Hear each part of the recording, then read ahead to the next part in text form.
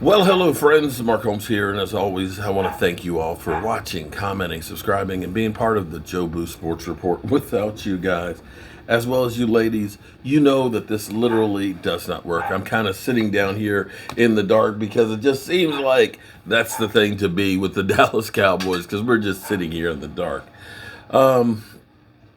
Yeah. So, the NFL, to add a little salt into the wounds of everything that's gone on. The Cowboys get fined more than any other team.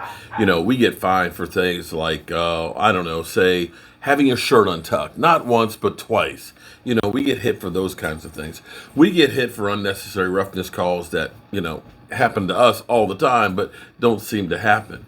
And today, actually just a few minutes ago, now that the season is over for the Dallas Cowboys, Dak Prescott gets fined $25,000 for his comment about the trash, which most of the reporters and things took as a joke. To me, it came across as a joke. Quite frankly, some of the officiating is a joke. So the NFL fined Dak Prescott $25,000 in his post-game comments about the officiating in the Dallas Cowboys' defeat to the San Francisco 49ers. So some Cowboy fans throw garbage in the directions of the referees as they exit. And, of course, originally when Dak was asked about the whole situation, and he thought that the trash was being thrown on on the players, and he went on to say, hey, these players and everything else, they give their hearts, their soul, their body parts and everything for this team that they love and the fans and everything, and it's a shame. And then somebody said, oh, no, it was the officials. And he said, of course, jokingly, credit to them, haha. And of course, the NFL's not taking it as a joke. In fact, it got so crazy that it was on TMZ, of course, because they love to try and get some dirt on the Dallas Cowboys.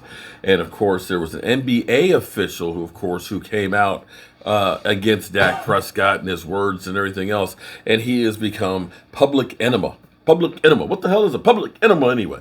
Public enemy number one because of that. In the same time, there have been players that were actually out there assaulting officers. No big deal. But Dak Prescott giving credit to the fans for throwing trash on the officials, that's bad. So, I don't know where to go with this, but that is what it is. And the Kellen Moore NFL tour goes on. He is now finished with the Minnesota Vikings, okay? And if you're keeping track, it's been Jacksonville, it's been Denver, it's Minnesota, and next up is the Miami Dolphins. Don't know if the New York stinking Giants want to interview him, but they definitely want to interview Dan Quinn. Where do we go with all this? I don't know. The team that we have right now is going to look totally different. Quite frankly, if Mike McCarthy is going to be the head coach of the Dallas Cowboys going forward, if we are to believe that Jerry Jones is sold on Mike McCarthy, and since Mike McCarthy put into the press conference yesterday that the guy who installs the plays is the guy who calls the plays,